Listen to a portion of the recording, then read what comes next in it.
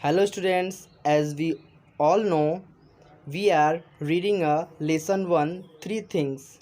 Okay, this is a chapter of class 7 English book Honeycomb, and in last video we also explain the some paragraphs meaning. Okay, and now we are discuss the next paragraph of this lesson.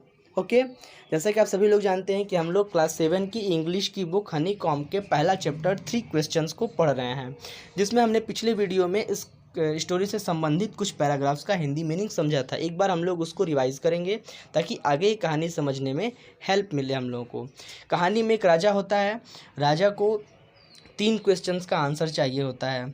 3 question उसके दिमाग में इसलिए आते हैं क्योंकि उसे ये लगता है अगर मैं 3 क्वेश्चंस का आंसर जान जाऊंगा तो मैं कभी फेल नहीं हो सकता हूँ। तो उसका पहला क्वेश्चन क्या था? तो उसका पहला क्वेश्चन ये होता है कि किसी चीज़ को शुरू करने के लिए हमें सबसे सही समय क्या होता है। ओके, जैसा कि यहाँ पर दिया हुआ है, देख सकते हैं आप लोग पढ़े भी होंगे, आप लोगों को पता भी होगा। What is the right time to begin something? कोई चीज़ शुरू करने के लिए सबसे सही समय क्या होता है? Which people do he listen to? उन्हें किन लोगों का सुनना चाहिए? What is the most important things for him to do? और सबसे महत्वपूर्ण चीज़ उसके करने के लिए क्या है? तो इसी के जवाब में कुछ लोगों ने राजा से यह कहा था कि पहले क्वेश्चन के आंसर में कुछ लोगों ने यह कहा था कि राजा को एक काउंसिल बना लेना चाहिए ताकि वह सही समय पर सही निर्णय ले सके, क्योंकि एक अकेला राजा सही समय पर सही निर्णय नहीं ले सकता, यह असंभव है। इसलिए राजा को एक काउंसिल बनाना चाहिए। उसी के जवाब में कुछ दूसरे लोगों ने यह कहा कि but then others said that there were some things which could be urgent. कुछ लोगों ने यह कहा कि कुछ चीज़ें ऐसी हैं जो कि बहुत अर्जेंट होती हैं। These things could not wait for the decision of the council. और ये सभी चीज़ें काउंसिल का इंतज़ार नहीं करती हैं। In order to decide the right time for doing something, और उस सही समय पर उस चीज़ को करने के लिए फैसले की ज़रूरत नहीं होती है। It is necessary to look into the future. और इसके लिए ज़रूरी है कि भविष्य का देखा जाए। And only magicians could do that. और यह केवल जादूगर ही कर सकते हैं। The king therefore would have to go to magician. और इसलिए राजा को जादूगर के पास जाना चाहिए। In their answers to the second question, और उसके दूसरे क्वेश्चंस के आंसर में कुछ लोगों ने यह कहा, दूसरा क्वेश्चन क्या था उसका, कि राजा को किन लोगों का सुनना चाहिए। Some said that the people most necessary to the king were his councillors. कुछ लोगों ने यह कहा कि some said that the people most necessary, लोगों को यह ज़्यादा ज़रूरी है कि the king were his councillors, कि राजा के पास काउंसिलर्स होने चाहिए। अदर सेड, दूसरे ने कहा, द प्राइस्ट, पुजारी होने चाहिए। मतलब कुछ लोगों ने यह कहा कि राजा को काउंसलर्स का सुनना चाहिए, कुछ लोगों ने यह कहा कि पुजारी का, पादरी जो होते हैं उन लोगों का सुनना चाहिए।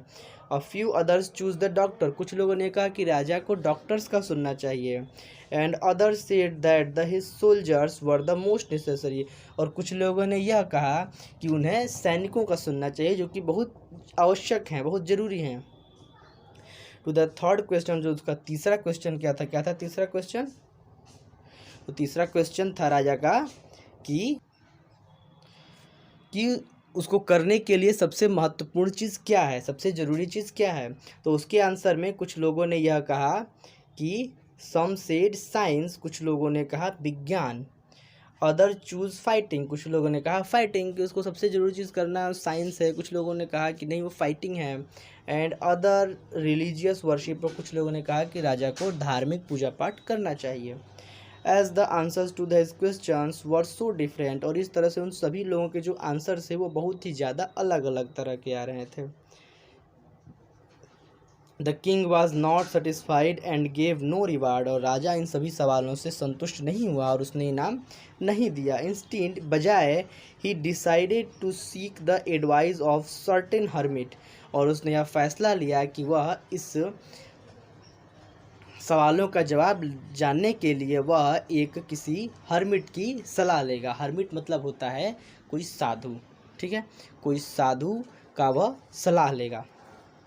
Who was widely non for his wisdom, जो कि अपने बुद्धिमत्ता के लिए बहुत ही विख्यात था, बहुत ही प्रसिद्ध था, उसको उसके पास जाकर के वह सलाह लेना चाहता था। विजडम मीन्स होता है बुद्धिमान, वाइडली नॉन मतलब बहुत ही प्रख्यात, हर्मिट मतलब साधु।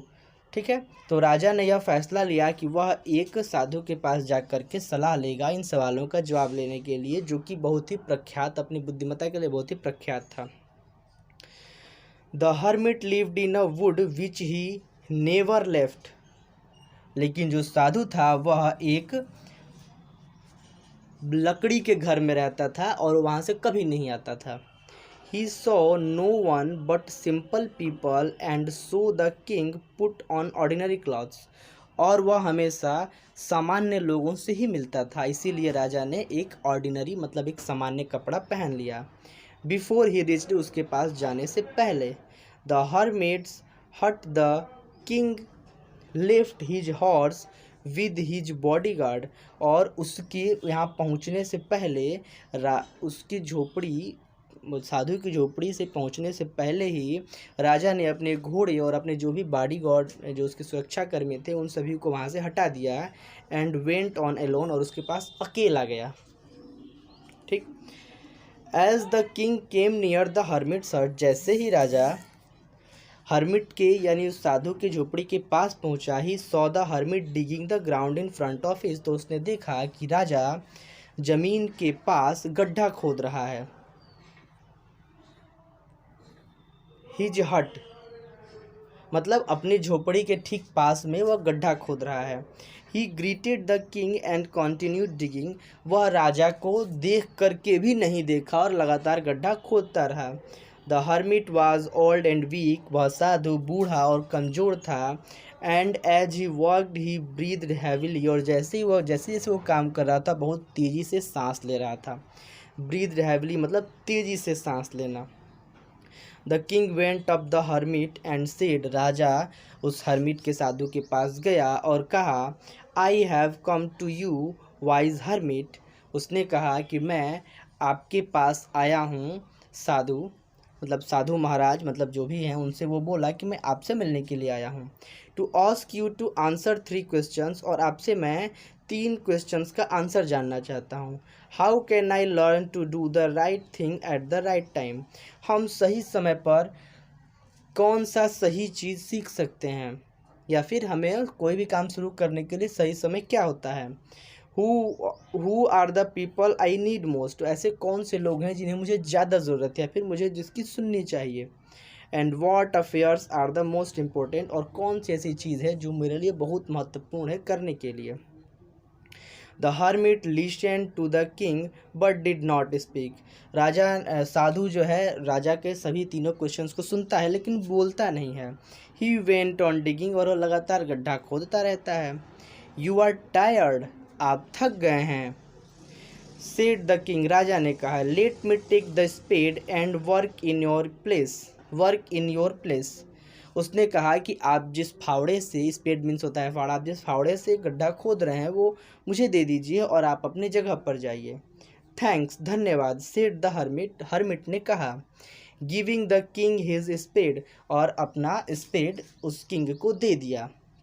Then he sat down on the ground, और वह ज़मीन पर जाकर के साधु बैठ गया। ठीक है, ज़्यादा बड़ा वीडियो हो जाएगा, इसीलिए आज के लिए इतना ही, और आगे की स्टोरी हम लोग अगले वीडियो में पढ़ेंगे। मैं जल्दी ही इसका वीडियो सेंड करूँगा। आप लोगों को कोई भी प्रॉब्लम होगी आप लोग कमेंट बॉक्स में जा करके अपनी किसी भी प्रॉब्लम को लिख सकते हैं, उस प्रॉब्लम का सोल्यूशन आपको अगले वीडियो में दिया जाएगा।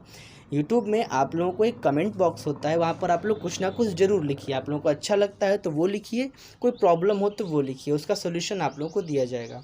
ओके, आज तक के वीडियो के लिए इतना ही। Thank you so much.